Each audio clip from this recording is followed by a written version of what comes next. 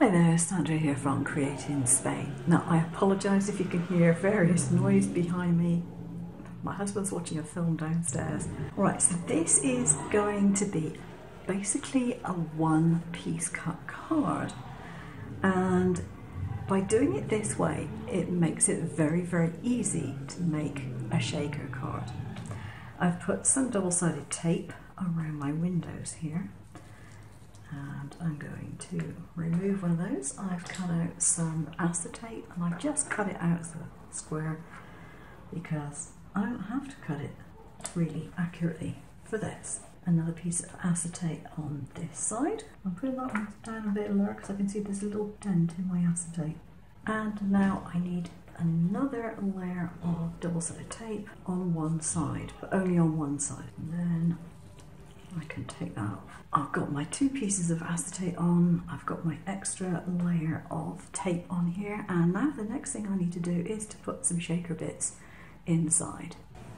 First thing I've got are some iridescent flakes because I think these look so very, very pretty. Little salt grinder.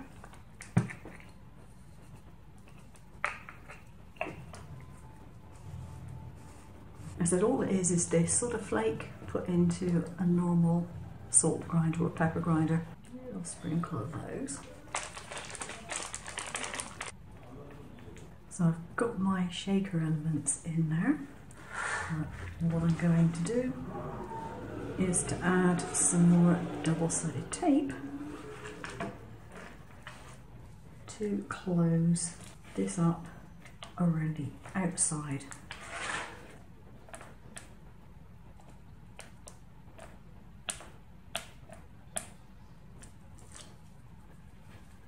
Now pick this piece up and just press it down over the top, and we have our shaker element, which I admit in this particular instance doesn't actually shake a great deal because I've got some quite dimensional little pieces in there, but it's done what I wanted to do because it's given me a pretty background.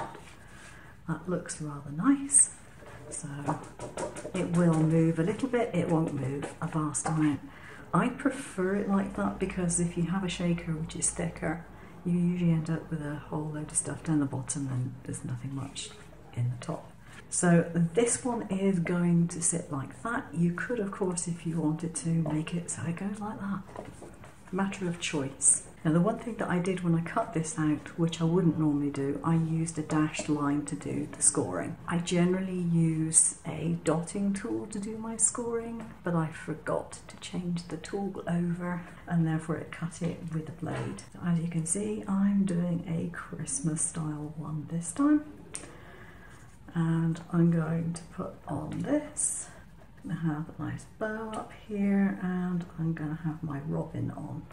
And I think I'm actually going to put some glitter or something like that on my robin to make it stand out a bit, and maybe some more glitter or maybe a sparkly pen to go on the bow and the berries on my wreath. So I'll do that before I put them on. So I've put foam on the back of here and I just got to line it up. So it is going to go on the top there. Now my little robin. There we go, stuck the robin on. Now if I was going to do this card and actually send it to someone, what I would probably do is a duplicate of the wreath itself and the robin and then put it onto the inside. Now if you wanted to, you could actually do this so that you had a full sheet and you could do a fold down for this side as well if you wanted to, that would obscure any messages that you put on the inside. But I think that looks pretty nice. A nice easy card to do with a little bit of extra sparkle, and it doesn't take very long to put it together.